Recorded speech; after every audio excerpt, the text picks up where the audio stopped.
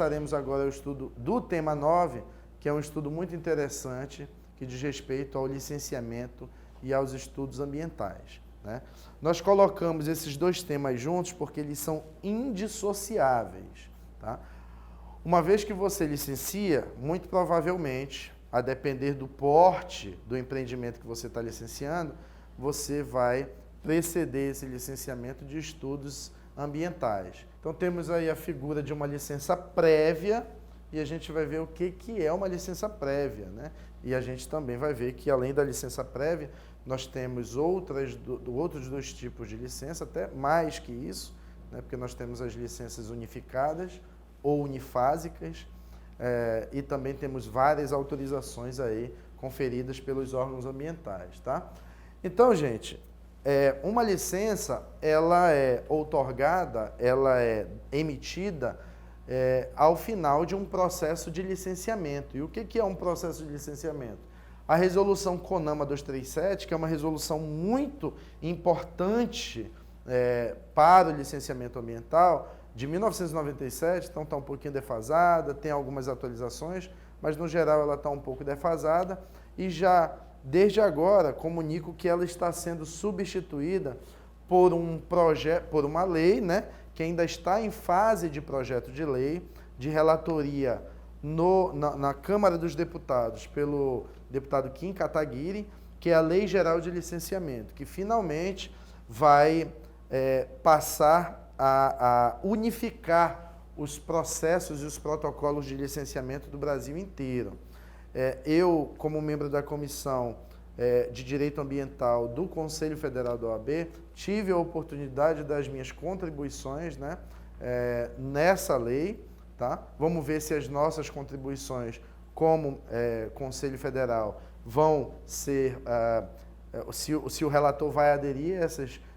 Na verdade, algumas delas o relator aderiu, outras a gente viu que não aderiu. Esse projeto de lei já foi para o Senado Federal, que terá de ser aprovado. Esse projeto de lei tem uma polêmica muito grande, que é o licenciamento por adesão e compromisso. O que é esse licenciamento por adesão e compromisso? Eu leio aqui uma cartilha de um empreendimento, ó, meu empreendimento é fazer pneu, fabricar pneu. Vou ler aqui o que eu preciso.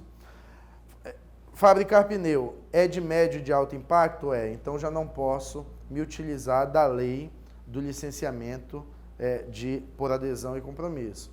Mas se tem um empreendimento de baixo impacto ambiental, eu verifico ali todo o procedimento que eu devo realizar para o licenciamento, todas as declarações que eu preciso fazer, e o apelido desse licenciamento é licenciamento por autodeclaração também.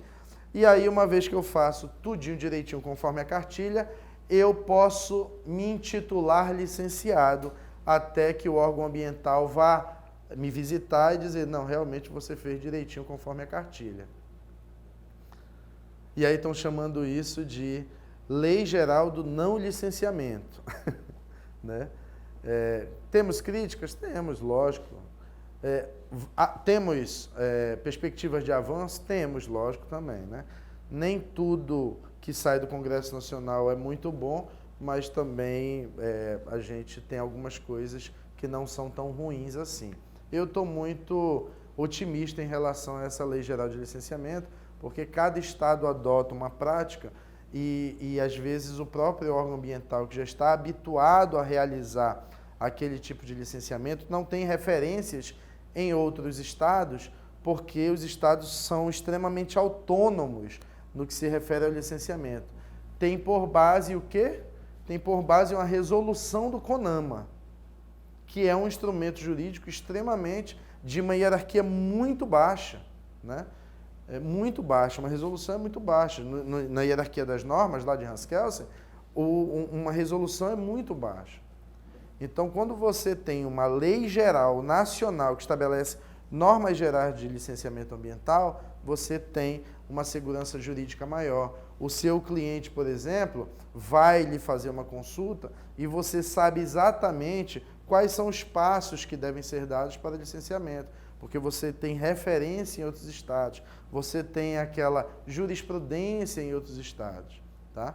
Então, acredito eu que, inclusive, o próprio órgão ambiental vai gostar disso, porque entra um técnico, pensa de uma forma, entra outro técnico, pensa de outra forma. Muda a gestão do governo, daí todo mundo já pensa de outra forma, porque mudou o diretor, mudou não sei o quê, mudou... E aí é aquela loucura, tá? Então, nós temos alguns avanços em decorrência dessa lei, mas temos também algumas críticas, tá? Muito bem. Então, nós temos aí a nossa referência para esse instrumento tão importante que é o licenciamento ambiental, uma mera resolução. E muito nova, né? Uma resolução que tem 24 anos, de 1997, que é a resolução CONAMA 237, que diz que o licenciamento ambiental é um ato administrativo, lógico, é um ato administrativo, pelo qual o órgão ambiental competente, aí pode ser IBAMA, pode ser IPAAM, pode ser a SEMAS, tá? Eu estou falando de Manaus e Amazonas, tá, gente? Estabelece as condições, restrições e medidas. Condições, olha, você quer empreender, eu vou te dizer, você quer realizar esse tipo de atividade, eu vou lhe dizer como você vai realizar essa atividade. Nessas condições. Você vai ter que realizar essa atividade seguindo esses critérios. Você vai ter que realizar essa atividade observando essas medidas, tá? Então, ato administrativo pelo qual o órgão ambiental competente estabelece condições, restrições e medidas. E como é o nome disso, gente? A gente já vai ver que o nome disso é poder de polícia, tá? De controle ambiental que deverão ser obedecidas pelo empreendedor. O empreendedor pode ser uma pessoa física ou jurídica, para localizar, licença prévia, para instalar, licença de instalação, para ampliar, licença de instalação e para operar empreendimentos ou atividades utilizadoras dos recursos naturais, consideradas efetivas ou potencialmente poluidoras. Ou aquelas o quê? Aquelas atividades que, sob qualquer forma, possam causar degradação ambiental. Então, gente, a gente olha logo aqui para baixo, qual que é o foco do licenciamento ambiental? Atividades que poluam, atividades que tenham potencial de poluir e atividades que utilizem recursos ambientais. Se a sua atividade estiver enquadrada em um desses 3 quadradinhos, você vai ter que licenciar a sua atividade. E aí veio a Lei Complementar número 140, que aí trouxe um alento, né? Trouxe um alento de 2011, tá, gente? Super recente. Trouxe um alento, pelo menos, para definir algumas competências, definir alguns conceitos, tá? E a Lei Complementar número 140, por sua vez, já define o licenciamento ambiental com outras palavras, como sendo a mesma coisa que nós lemos acima, tá? É um procedimento administrativo destinado a licenciar atividades ou empreendimentos utilizadores de recursos ambientais, efetivo ou potencialmente poluidores, ou capazes, sob qualquer forma, de causar degradação ambiental. Eu prefiro a definição da resolução CONAMA 237, que é mais ampla, tá bom? E aí, gente, a atividade deve ser submetida ao licenciamento ambiental? Não sei. Ela utiliza recursos ambientais? Sim, então ela deve ser submetida. Ela se utiliza de recursos ambientais? Não. Mas ela polui? Polui, então tem que licenciar.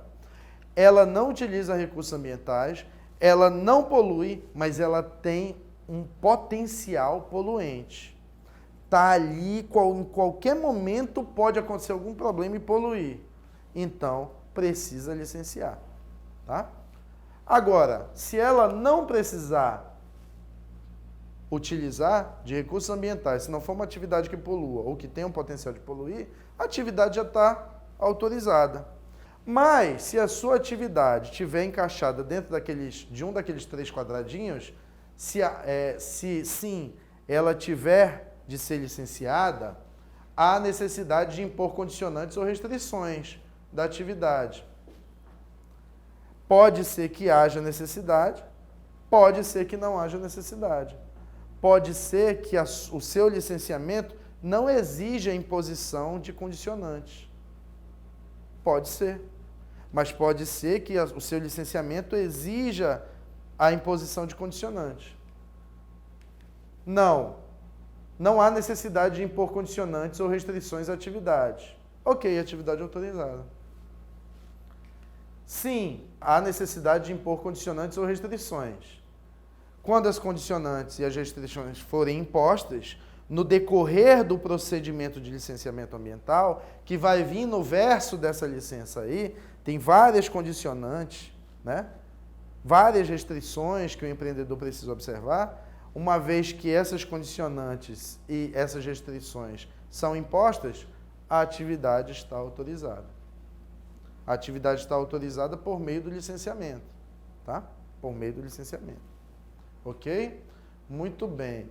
E aí, gente, vem a grande discussão. Por que a gente chama esse negócio de licenciamento ambiental se, sob o aspecto administrativista, ela tem tudo a ver com uma autorização e não com licença? Gente, nós estudamos lá no direito administrativo que nós temos 3 formas de autorizar um empreendedor a realizar uma atividade. A gente tem a forma da concessão, a gente tem a forma do licenciamento e nós temos a forma da autorização. E isso, além de vários institutos que estão ligados a cada um desses 3 tipos de outorga para o empreendedor, nós temos a questão da precariedade. A autorização é a mais precária de todas. E a concessão é a menos precária. Tá? O que significa essa precariedade? Quando é muito precária, a qualquer momento você pode suspender aquela autorização, aquela outorga. Quando é menos precária, não é assim. A pessoa já goza de direitos, né? Já a autorização, os direitos são muito precários. Então, na verdade, não deveriam ser chamadas de licenças ambientais, mas de autorizações. Não obstante, nós temos autorizações ambientais, que é diferente das licenças, tá?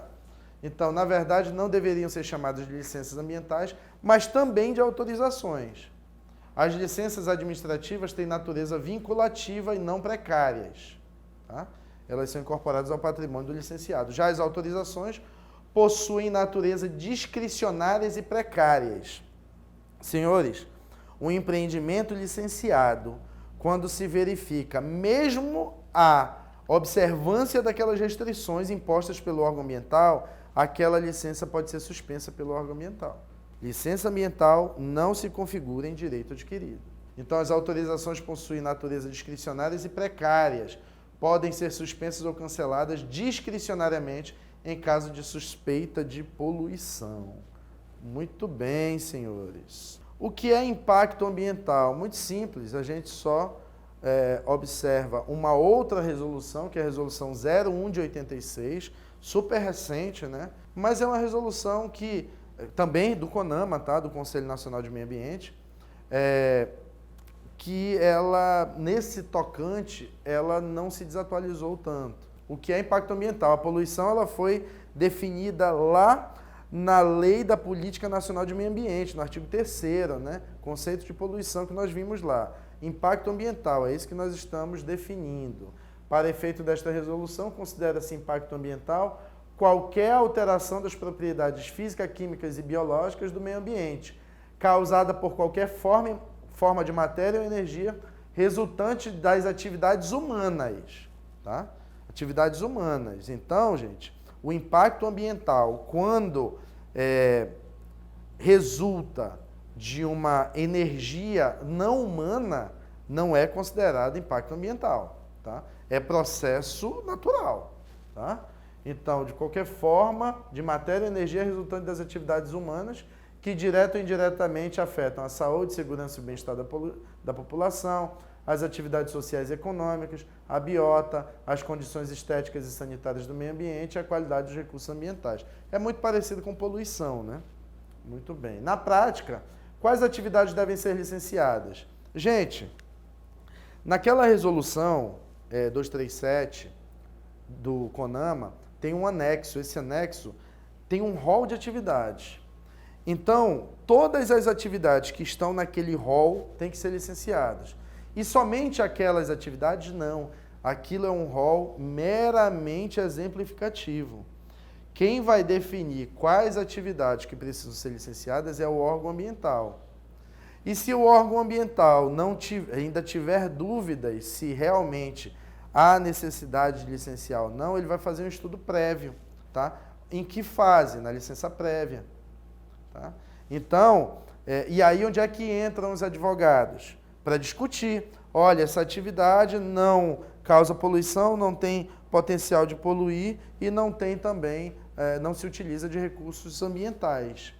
Portanto, não está enquadrada como atividade que precisa ser licenciada. Então, o advogado ele também tem, eu estou estabelecendo aqui uma aplicação prática para esse conhecimento, né? E aí o órgão ambiental vai dizer, não, porque o estudo tal diz que tem não sei o quê, e aí tem aquela discussão, discussão saudável, né, de todo Estado democrático de direito, tá bom? Mas o fato é que nós temos um rol exemplificativo lá no anexo 1 dessa resolução 237, tá? E além daquela, nós temos aí várias outras atividades que precisam ser licenciadas, tá? E aí, gente, operar sem licença é crime, tá bom? Operar sem licença é crime ambiental, tá? Passaremos ao estudo das licenças ambientais. Nós temos 3 tipos de licenças, tá? Na verdade, nós temos algumas outras, mas as famosonas são 3. Licença prévia, licença de instalação e licença de operação. Aqui em Manaus, essas licenças recebem um nomezinho um pouquinho diferente, sobretudo a licença prévia. Mas como a Resolução 237 e esse projeto de lei que está tramitando no Congresso Nacional e também a Lei Complementar número 140 fala em licença prévia, nós vamos adotar essa nomenclatura, tá certo? Então, o que é a licença prévia? Ela é concedida na fase preliminar do planejamento do empreendimento, na fase preliminar, ou seja, eu ainda estou pensando em empreender. Sonhei com o meu empreendimento. Para eu sonhar, eu preciso primeiro tirar uma licença. Porque essa licença é que vai definir a localização e alguns outros critérios, tá? É concedida na fase preliminar do planejamento do empreendimento ou atividade, aprovando a sua localização e concepção. Eu estou pensando. Eu não coloquei um prego, não coloquei um tijolo na fábrica, para levantar a fábrica. Estou pensando ainda, já tem que emitir uma licença. Por quê? Porque ela aprova a localização e a concepção. Se você estiver pensando em instalar uma determinada atividade numa área cujo zoneamento diga que não é compatível com aquele empreendimento, você terá a sua licença negada. Você terá o seu empreendimento negado. Por quê? Porque a localização é incompatível com o plano diretor, com o zoneamento daquela área, tá? Muito bem. Então, aprovando sua localização e concepção, atestando a viabilidade ambiental e estabelecendo os requisitos básicos e condicionantes a serem atendidos nas próximas fases de sua implementação. Tá bom? Muito bem. Então, perceba que essa licença, perceba como o lidar com o meio ambiente é uma coisa tão preocupante que no momento em que eu estou pensando num projeto, eu já preciso tirar uma licença, tá? Até também para não frustrar o empreendedor, não é? Depois nós temos a licença de instalação, que autoriza a instalação, tá? O próprio nome já define o que é a licença de instalação. Autoriza a instalação. Senhores, uma coisa eu tenho que instalar uma fábrica. Outra coisa eu tenho que colocar as máquinas dessa fábrica para funcionar. São duas coisas completamente diferentes. Então, nós temos uma licença para instalar aquela fábrica ou aquele empreendimento. Eu uso fábrica, tá, para a gente visualizar melhor. Mas é qualquer empreendimento, tá, que se utilize de recursos ambientais, poluam ou tenham potencial de poluir. Então, A licença de instalação vou colocar o primeiro tijolo da fábrica. Opa, pera lá. Antes disso, eu tenho que pedir autorização do órgão ambiental para instalar esse empreendimento. Então, autoriza a instalação do empreendimento ou atividade de acordo com as especificações constantes dos planos, programas e projetos aprovados. O órgão ambiental precisa receber esses projetos arquitetônicos, todo o fluxo daquele empreendimento para verificar se aquilo ali é ambientalmente correto, incluindo as medidas de controle ambiental e demais condicionantes, da qual constituem motivo determinante. Gente, as medidas de controle e as condicionantes são motivo determinante para a emissão dessa licença. Tá? Porque o que mais está em jogo é o impacto ambiental que a instalação daquele empreendimento vai causar. E, por fim, licença de operação, que é ligar a fábrica, fazer ela funcionar. A fábrica precisa funcionar. O funcionar daquele empreendimento causa outros impactos que podem ser diferentes, e normalmente são impactos diferentes da simples instalação. Por isso que é outra licença. Beleza, o empreendimento foi implantado, instalado, gerou esse impacto, mas nós mitigamos por conta dessas medidas mitigadoras. Agora, nós vamos fazer funcionar o empreendimento. Isso vai gerar outro impacto. Efluentes, resíduos, como é que vai ser nesse fluxo de processo fabril, como é que esse resíduo vai ser alocado, como é que ele vai ser transportado. É um resíduo perigoso, cargas perigosas, tem carga perigosa envolvida? É outra licença. Na licença de instalação, tem vegetação a ser suprimida? Vamos pedir autorização para supressão de vegetação. Então, são outros impactos. Outros impactos, tá? Então, por essa razão, são licenças distintas. Ah, é muita licença. Óbvio, são impactos distintos. Ok? Então, licença de operação autoriza a operação da atividade, o empreendimento, após a verificação do efetivo cumprimento do que consta das licenças anteriores. Está feito numa localização que foi aprovada? Sim. As condicionantes foram atendidas? Sim. O licenciamento foi feito de acordo com todos os projetos concebidos e aprovados? Sim. Ok, então vou te dar a autorização. Como é que é o fluxo de processo aqui para escoamento, que é são outros planos. Tudo aprovado? Tudo aprovado. Tome a licença de operação. Então, após a verificação do efetivo cumprimento do que consta das licenças anteriores, com as medidas de controle ambiental e condicionantes determinados para a operação. Muito bem. Então, são essas 3 licenças famosonas. Agora, nós temos as licencinhas pequenininhas, né? O empreendimento é pequeno, simplificado, então nada mais justo do que você emitir uma licença simplificada ou uma licença unifásica, tá? Porque também o próprio empreendimento, ele é concebido, é instalado e operado ao mesmo tempo. E aí a gente dá o exemplo de um depósito de madeira. O depósito de madeira precisa ser licenciado, mas é algo simples, né? Eu posso colocar um depósito de madeira em determinado lugar, ele vai ser instalado e já vai operar. Então, a licença ambiental única, a famosa LAU do IPAAM, tá? E essa LAU, ela tem todos os critérios da licença mais rigorosa, vamos assim dizer, que é a licença de operação. Então, é a irmã da licença de operação, é a LAU, tá? Mesma forma, licenciamento unifásico, tá? O nome é distinto, mas a licença é praticamente a mesma. São licenças simplificadas, licenças únicas para empreendimento que contemplam a concepção, a instalação e a operação, tá? Só que uma é emitida pelo IBAMA e outra é emitida pelo IPAAM. Ok? Muito bem. E aí, gente, eu fiz esse quadrinho para mostrar para vocês, fazer um comparativo das licenças da União Federal, né, do IBAMA, a licença emitida pelo IPAAM e a licença emitida pela SEMAS, tá? Tanto o prazo para que a licença seja liberada, isso é muito importante para nós advogados, tá? Muito importante para nós advogados, como também o prazo de validade dessa licença.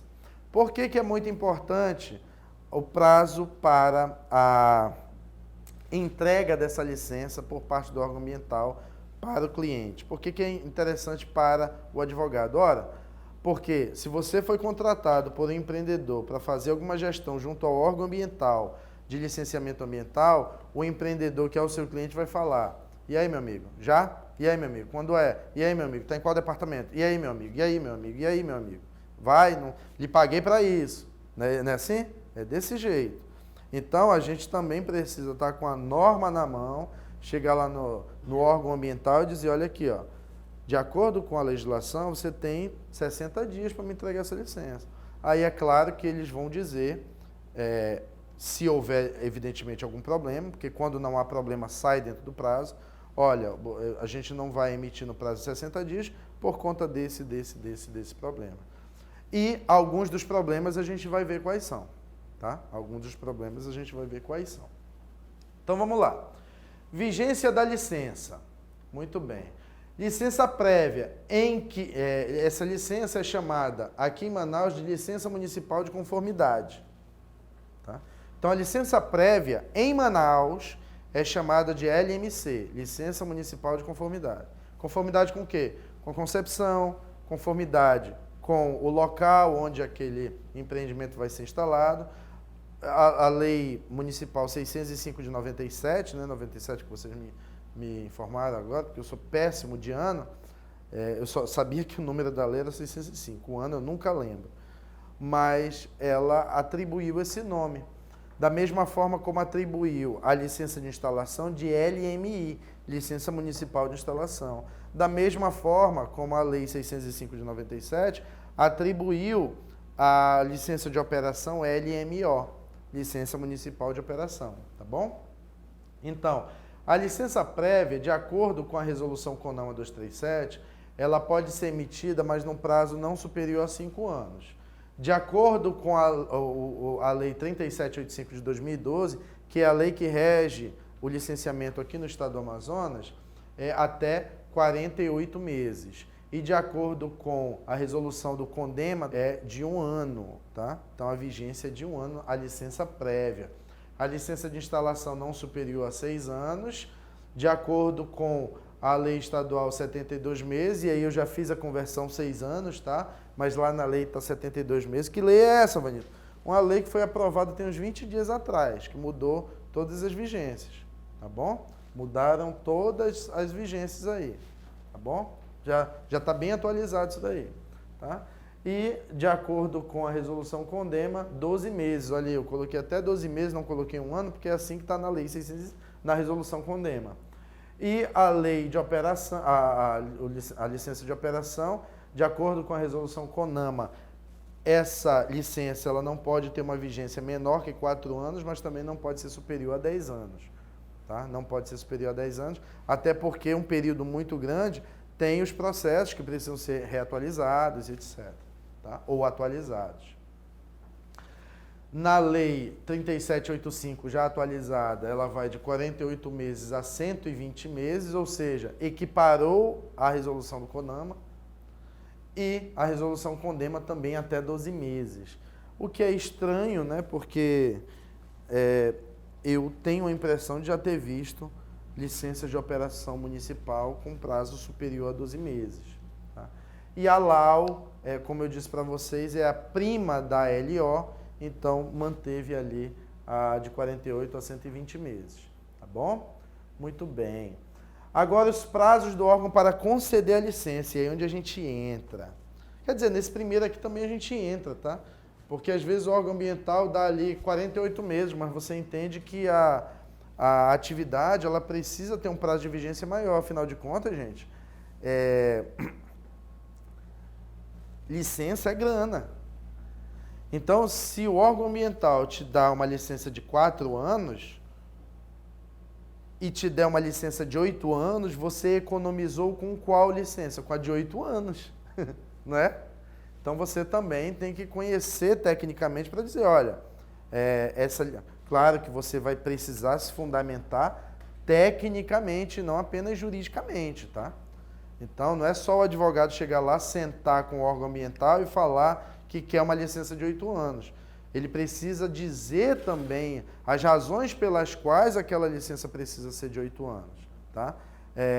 E isso acontece muito raramente porque os técnicos, eles conhecem a demanda, eles sabem como proceder, eles têm um banco de informações internas de anos e anos de experiência e que eles aplicam mais ou menos aquilo que já está pré-estabelecido. Mas nada impede de, devido à peculiaridade de um projeto ou outro, requerer um prazo de vigência maior.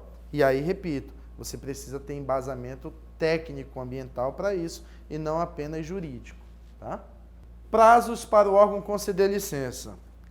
Doutor, está demorando muito a emissão dessa licença. Fácil. Vamos na norma para dizer o que a norma... Vamos na norma verificar o que a norma diz. A licença que não precise de estudos ambientais, de acordo com a resolução CONAMA 237, ela precisa ser emitida em 6 meses. De acordo com a lei 3785 do Estado do Amazonas, ela precisa ser emitida em 30 dias. E de acordo com o CONDEMA, ela precisa ser emitida em 6 meses. Mesmo do federal. Tá bom? Então veja como o órgão ambiental estadual ele foi muito generoso. Muito generoso. E assim, é um desafio muito grande você emitir uma licença ambiental num prazo de 30 dias. Mas o órgão ambiental estadual, por meio da lei estadual, diz que é 30 dias. Quando não tem estudos ambientais, tá? E aqui no município, gente, eu não estou falando de licença municipal de conformidade, tá? A licença prévia. É só para licença de instalação e licença de operação. Já com estudos ambientais, desde que não seja o EI e a RIMA, o IBAMA emite a licença em 6 meses, o IPAM em 60 dias e a SEMAS em 6 meses. De acordo com a lei, tá? Isso é na teoria. E se houver estudo EIA-RIMA ou audiência pública, o CONAMA emite em 12 meses, o IPAM emite em 180 dias, 6 meses, e o CONDEMA em 12 meses. Né? Nosso órgão ambiental estadual é bastante ousado, né? Que bom, que bom. Gente, é claro que se houver alguma pendência do empreendedor, esses prazos não têm como ser obedecidos, evidentemente. Porque a bola voltou para o pé do empreendedor. E aí, se o empreendedor demorar 6 meses para entregar uma pendência documental, é claro que o órgão ambiental não vai ter como atender a esses prazos. No entanto, tem uma regrinha que é polêmica e é uma regrinha que não é muito bem interpretada, nem para vários órgãos ambientais, nem para empreendedores. E essa regrinha está estampada tanto na Resolução 237, como também na Lei Complementar número 140. Só que eu peguei aí, e também na lei estadual, tá? Também na lei estadual. Desculpe, na Resolução CONAMA 237 eu não tenho tanta certeza, mas certamente na Lei Complementar número 140, que é federal, e também na Lei 3785 do Estado, que é de 2012, tem a mesma regra ipsis literis, que é o seguinte: vou ler e nós vamos interpretar juntos, tá? As exigências de complementação oriundas da análise do empreendimento ou atividade devem ser comunicadas pela autoridade licenciadora de uma única vez ao empreendedor, ressalvada aquelas decorrentes de fatos novos. Ora, se for fatos novos, pode ser mais de uma vez. Fatos novos. Parágrafo 2º. As exigências de complementação de informações, documentos ou estudos feitas pela autoridade licenciadora suspendem o prazo de aprovação, que continua a fluir após o seu atendimento, que é aquilo que eu falei. Se a bola está no pé do empreendedor, o prazo precisa ser suspenso. É óbvio que o órgão ambiental não vai poder atender aqueles prazos que a própria lei estabelece. Mas o nosso foco é no parágrafo 1º e eu quero chamar a atenção de todos. As exigências de complementação oriunda da análise do empreendimento. Eu não estou falando de CNPJ cuja xerox foi tirado tremida. Eu não estou falando da carteira de identidade do empreendedor que faltou. Eu estou falando de exigências de complementação oriundas da análise do empreendimento. É uma coisa muito forte isso, gente. E aí o IPAAN trouxe uma solução muito interessante. Qual foi a solução trazida pelo IPAAN? Quando você protocola um pedido de licenciamento com toda aquela sua documentação, você protocola, aquilo não vira um processo. Aquilo vai ser analisado com bastante critério para ver se toda a documentação exigida pelo checklist deles, se toda a documentação que consta do checklist foi apresentada. Se foi apresentada, aquilo que eles chamam de etiqueta vai virar processo. Por quê?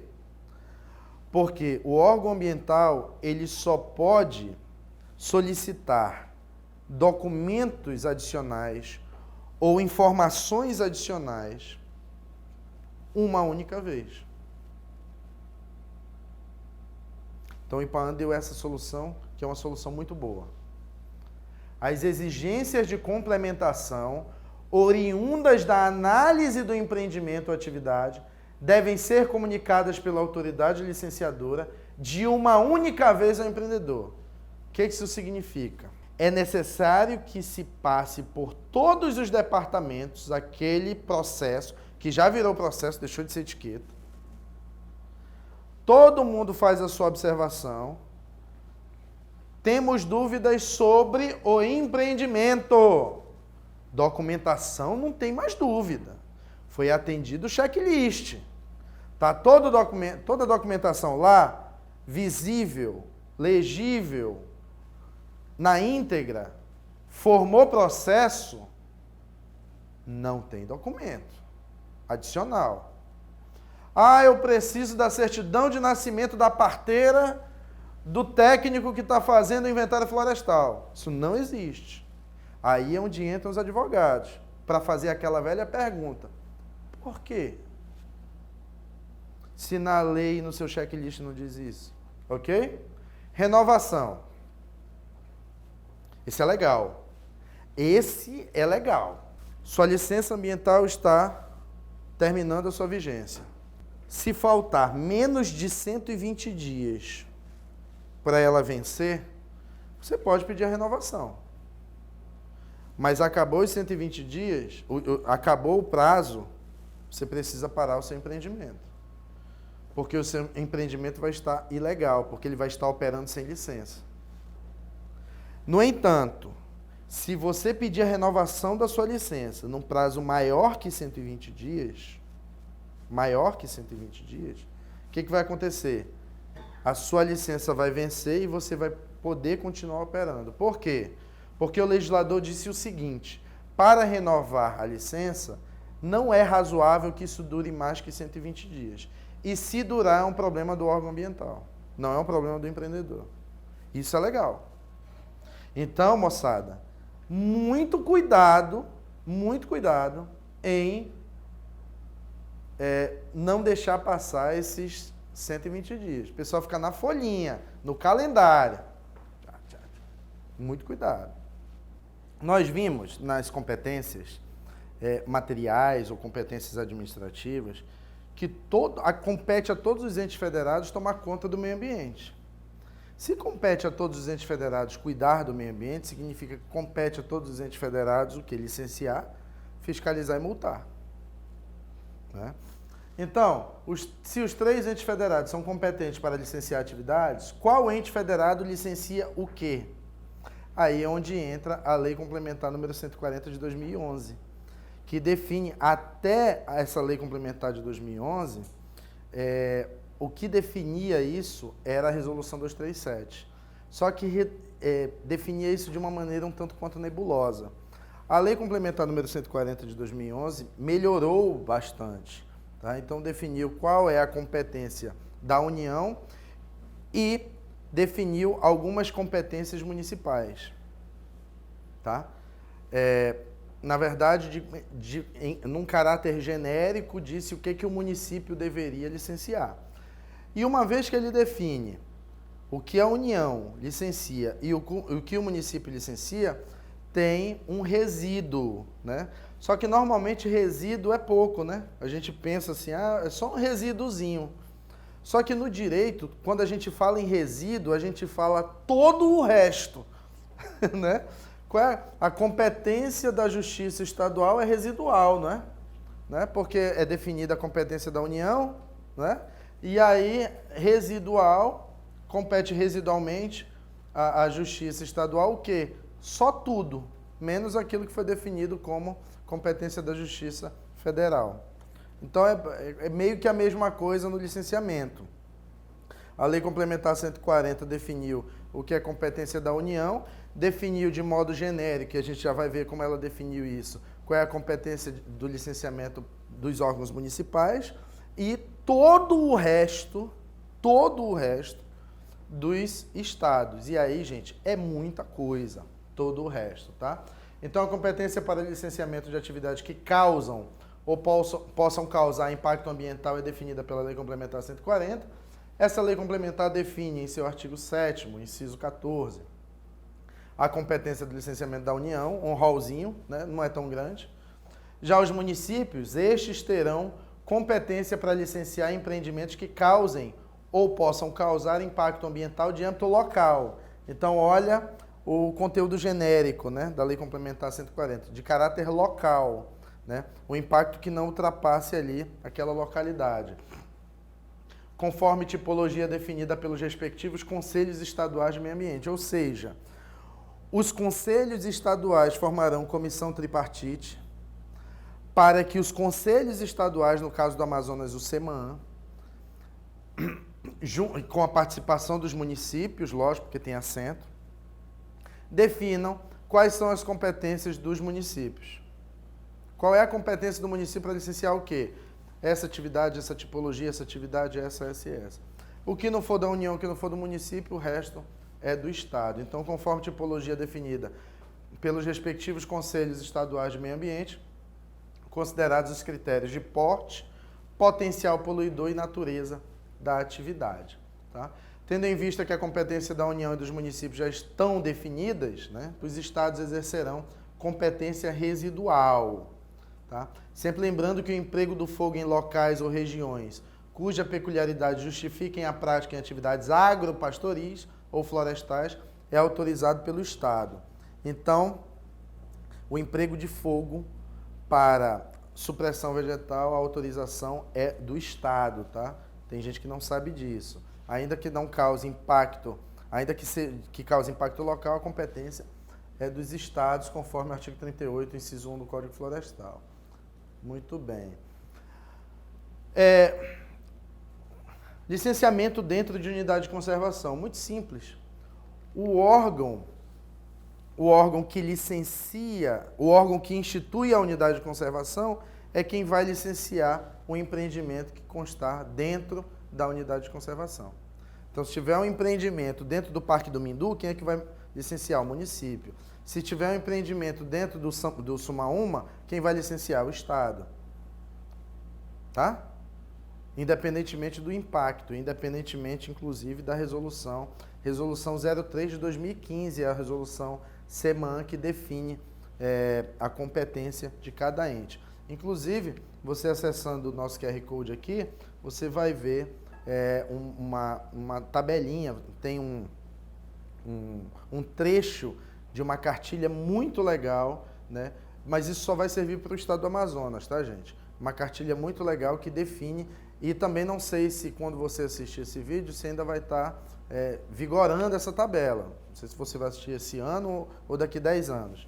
Mas, por enquanto, acessando esse QR Code, você vê uma tabelinha aí com a regrinha de quem licencia o que aqui no estado do Amazonas. Tá bom?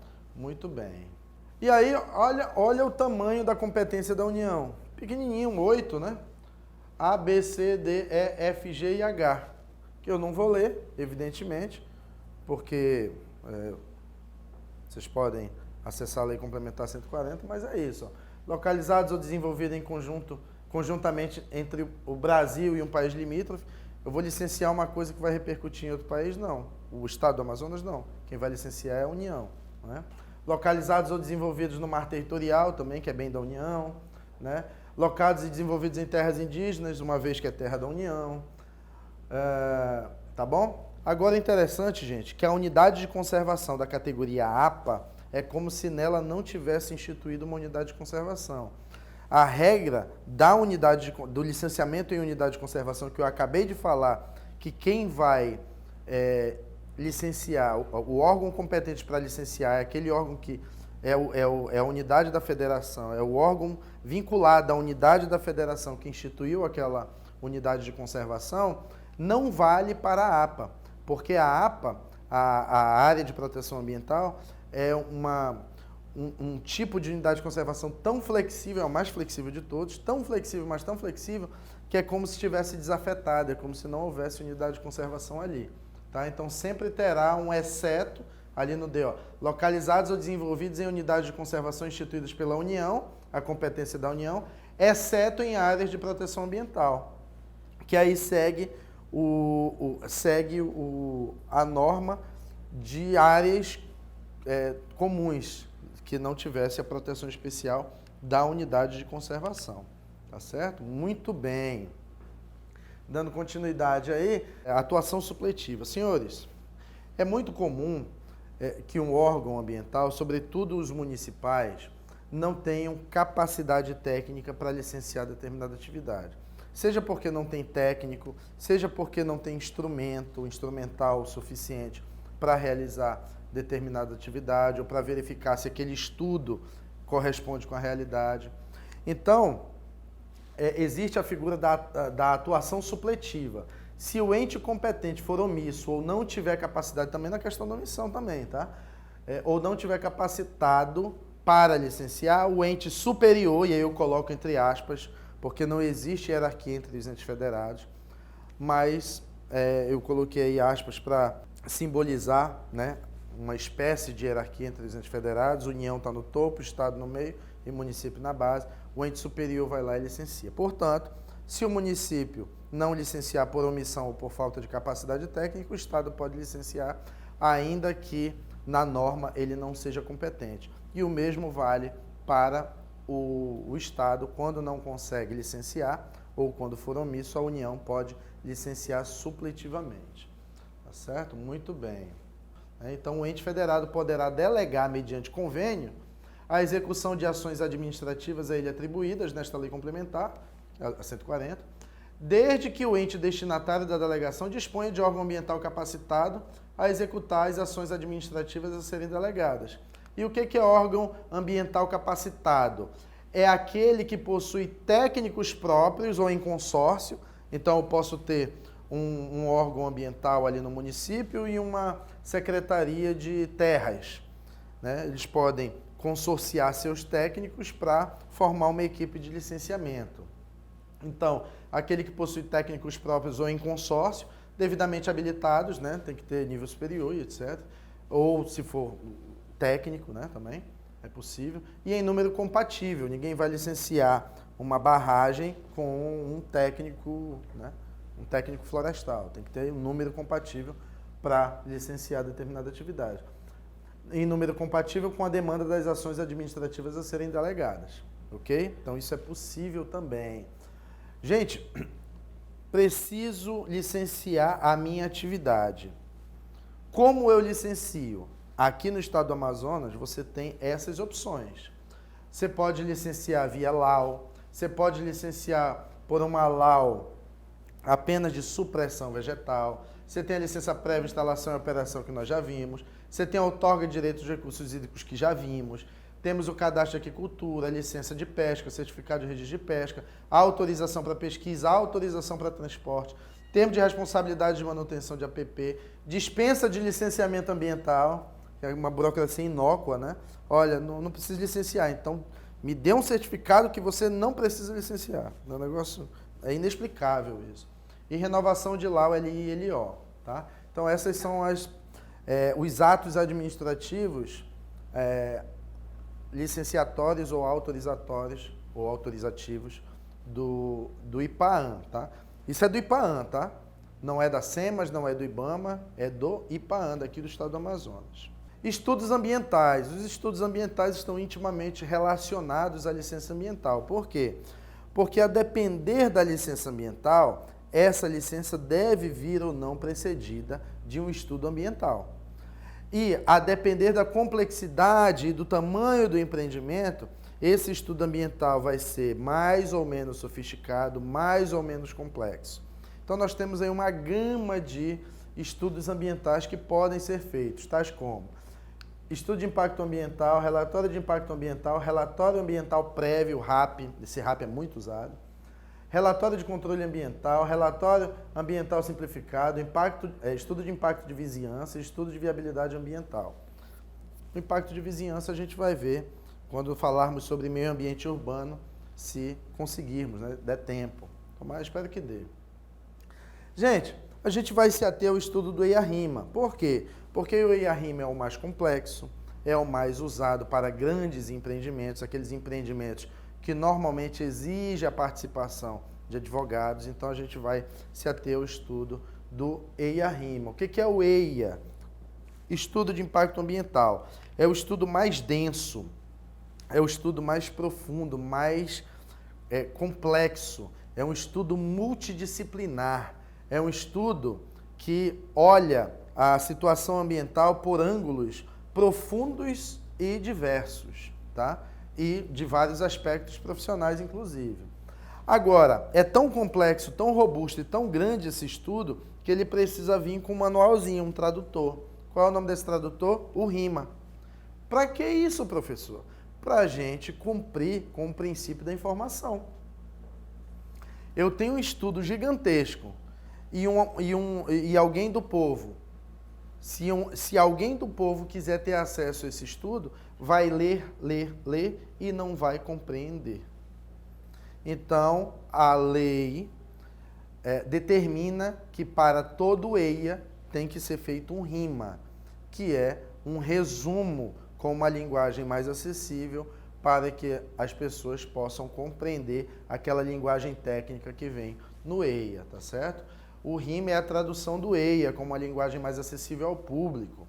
Deve ser apresentado de forma objetiva e adequada à compreensão, ilustrado por mapas, cartas, quadros, gráficos e demais técnicas de comunicação visual, de modo que a população possa entender as vantagens e desvantagens do projeto, bem como todas as consequências ambientais de sua implantação. Nós temos aí alguns requisitos, alguns itens que devem constar do EIA e alguns requisitos que devem constar do RIMA, tá? Isso é definido por lei, tá bom? Desculpa, resolução CONAMA, aquela resolução CONAMA que define o que é degradação, né? Impacto ambiental, é a mesma resolução que estabelece os requisitos que vêm no EIA-RIMA. Então, o EIA-RIMA deve conter um diagnóstico ambiental da área, né? Com a apresentação do meio físico, biológico e meio socioeconômico da região. Alguns empreendimentos causam impactos sociais, né? Traz alcoolismo, prostituição, traz crimes, né? Muito roubo, muito, né?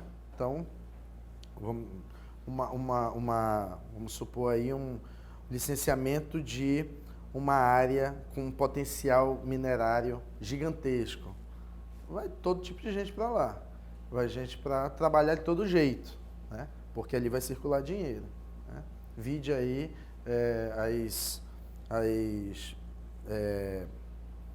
como é que chama? Onde a gente minera? garimpo, né? Me fugiu a palavra, os garimpos aí, Serra Pelada e tantos outros, né, que o Brasil já teve. Obrigado pela contribuição. Também deve vir uma análise dos impactos ambientais do projeto e suas alternativas, definição das medidas mitigadoras. Mitigador é uma palavrinha que é utilizada para dizer diminuir o impacto. Isso que é mitigar. Mitigar significa diminuir, né? Mitigadora dos impactos negativos e elaboração do programa de acompanhamento e monitoramento. Você precisa apresentar um programa de acompanhamento e monitoramento da atividade, sempre com olhos voltados aos requisitos apresentados na licença ambiental, tá? Muito bem. E aí o RIMA também, né, que é a tradução do EIA, deve conter os objetivos e justificativas do projeto, a descrição do projeto e suas alternativas tecnológicas, a síntese dos resultados, a descrição dos prováveis impactos ambientais da sua implantação, a caracterização da qualidade ambiental, a descrição dos efeitos esperados das medidas mitigadoras, o programa de acompanhamento e monitoramento dos impactos. Esse é muito importante. Esse é extremamente importante.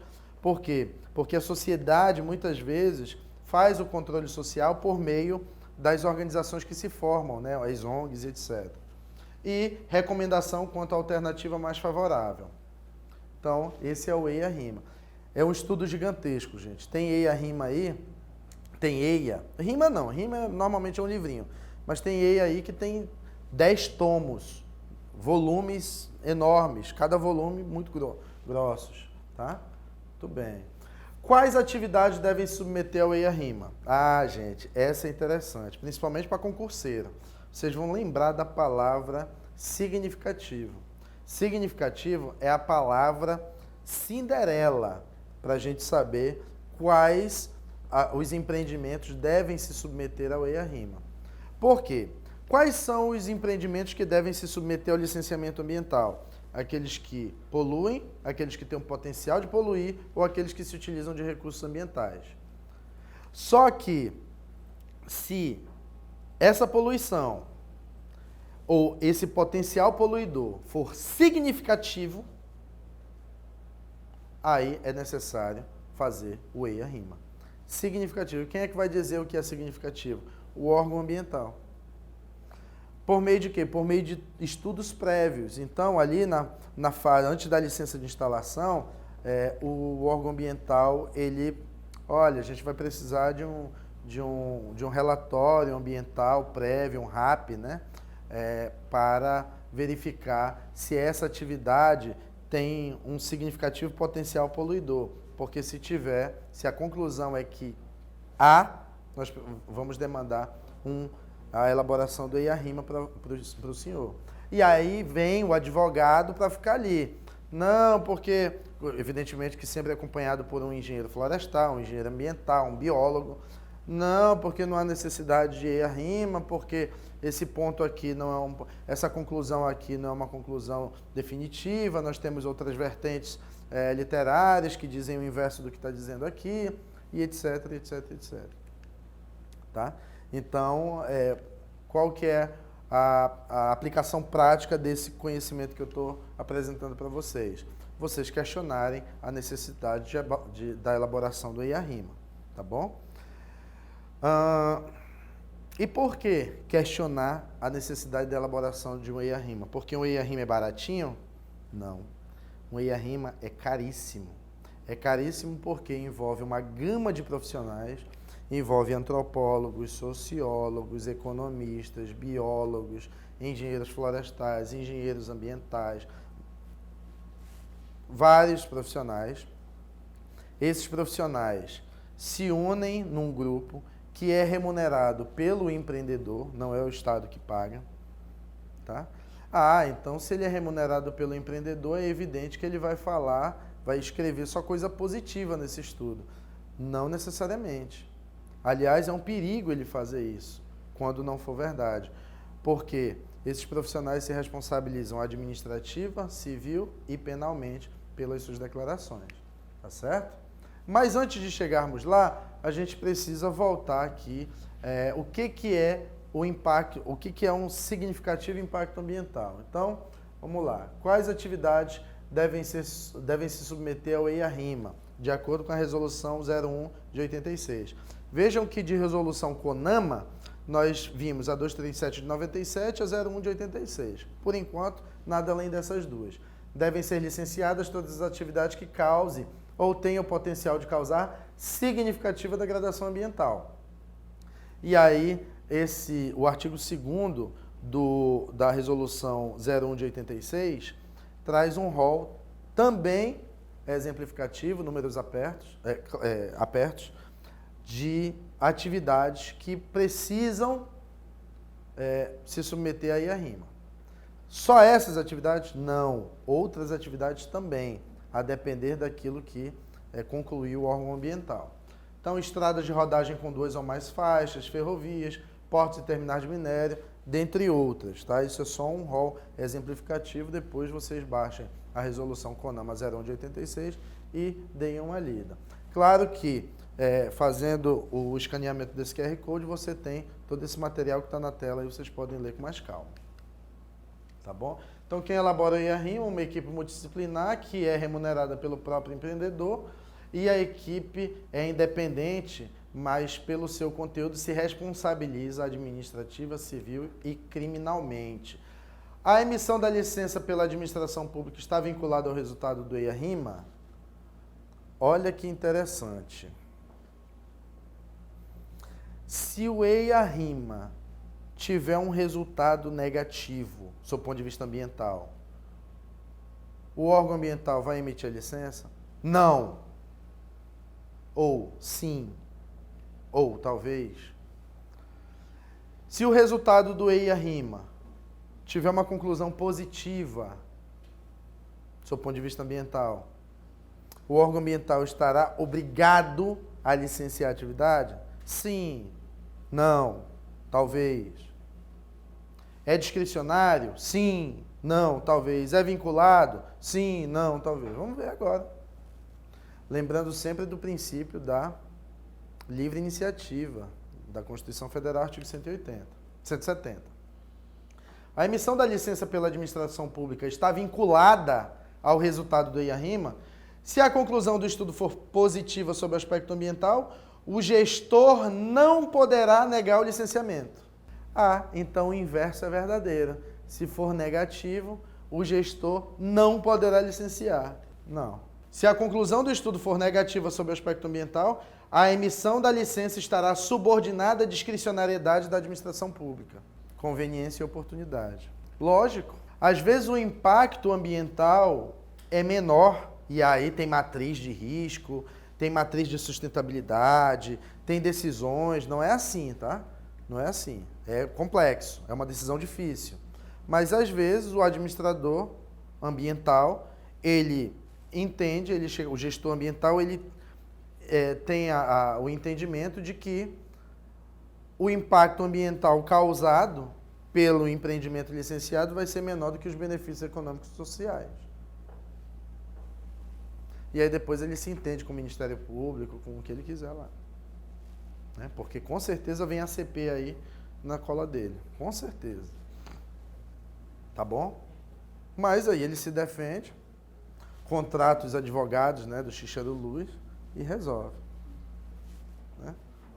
Ou também o advogado do Vanilton Santos, advogados associados também. É obrigatória a audiência pública? Gente, antigamente, todo empreendimento que tivesse de ser submetido ao EIA-RIMA tinha que ser submetido à audiência pública. Tá? Houve uma alteração legislativa que disse o seguinte, não é mais obrigado, mas se pedirem é. Se pedirem audiência pública, tem que fazer. E quem está legitimado a pedir audiência pública? 4 pessoas. Quando eu falo 4 pessoas, é só para decorar, tá? É só para ter na cabeça. Quem são essas pessoas? O órgão ambiental, licenciador. Segunda pessoa, Ministério Público. Terceira pessoa, ONG com pertinência temática. Tem que ter pertinência temática, lógico. Uma ONG que lida com, vamos lá, sei lá, criança e adolescente. Obrigado pela contribuição. Exigir uma audiência pública de um empreendimento que nada tem a ver com criança e adolescente, que não vai ter nenhum impacto com criança e adolescente, não vai ter indeferido o seu pleito. E, por fim, 50 cidadãos. Eu falei 50 pessoas? Não, eu falei 50 cidadãos. Nem toda pessoa é cidadão, né? Tem que ter o quê? Título de eleitor. Tá bom?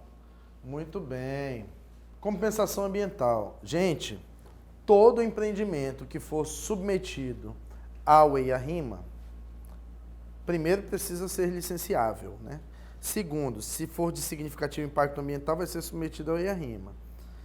E se isso aconteceu, é porque vai acontecer um estraguinho ali do meio ambiente. Certamente, todo empreendimento que precisa submeter a EIA-RIMA é porque vai degradar ali um pouquinho ou muito o meio ambiente, né? Por essa razão, é obrigatória a compensação ambiental. E aí essa compensação ambiental tem uma discussão homérica lá no Supremo Tribunal Federal, tá? Por conta de uma alíquota que foi aplicada dizendo o seguinte, ora, a compensação ambiental nada mais é do que 0,5% de um valor que deve ser pago para ser investido numa unidade de conservação, preferencialmente de proteção integral, do grupo de proteção integral. Aí um gênio, e esse cara é um gênio mesmo, falou, me diz uma coisa, se por exemplo for uma atividade que exija aí a RIMA, mas que gere baixíssimo impacto ambiental, mas seja uma atividade cujo valor agregado torne esse empreendimento altíssimo, o valor dele. Eu vou pegar 0,5% do valor bruto, e é valor bruto, tá? 0,5% do valor bruto para aplicar a título de compensação ambiental, se o resultado do meu empreendimento vai impactar quase nada o meio ambiente e quer dizer, quase nada entre aspas, né? Porque se pede aí a RIMA, vai impactar alguma coisa. Mas o valor agregado do meu empreendimento é enorme, ao passo que uma atividade que às vezes impacta muito mais e tem um custo muito menor, e às vezes tem um custo muito menor porque não investiu em tecnologia justamente para gerar um impacto maior no meio ambiente, quis economizar e por isso gera impacto maior, essa pessoa vai ser beneficiada porque 0,5% de pouco é menos do que 0,5% de muito. E às vezes o muito só é muito porque ele investiu tecnologia para impactar menos o meio ambiente, enquanto que daquele lado impacta mais o meio ambiente. Aí o pessoal do STF ficou reflexivo com isso. Assim como eu deixei vocês reflexivos. Saiu uma liminar, ainda não foi julgado, salvo engano, Gilmar Mendes, que disse o seguinte: esse percentual, ele não é de 0,5%, ele é de até 0,5%. E aí, os estados têm regulamentado isso com essa liminar e, a bem da verdade, eu acho que o julgado vai confirmar essa liminar. Eu acho.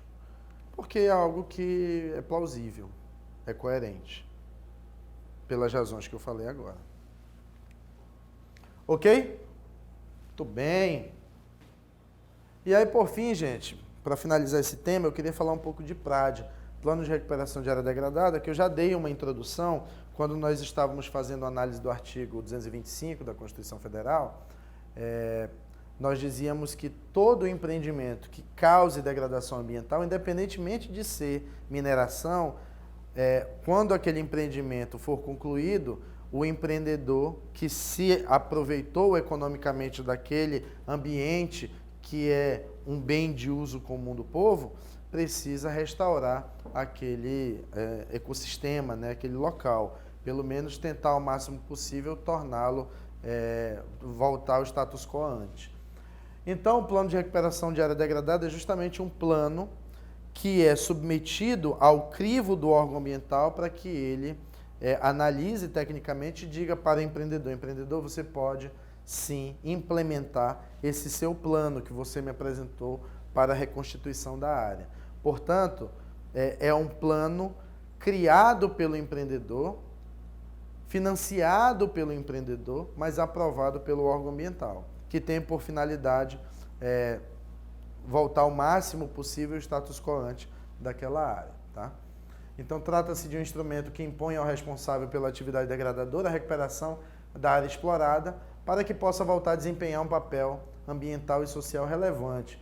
Tem como fundamento constitucional o parágrafo 2º do artigo 225, já lido, e o órgão competente determina a forma de recuperação mais conveniente de acordo com os critérios técnicos e com as particularidades da área degradada. Né? Aí uma curiosidade aí embaixo, embora a atividade minerária tenha recebido menção expressa na Constituição, a elaboração do PRAD poderá decorrer de qualquer atividade degradadora e não apenas a minerária. Ok, gente?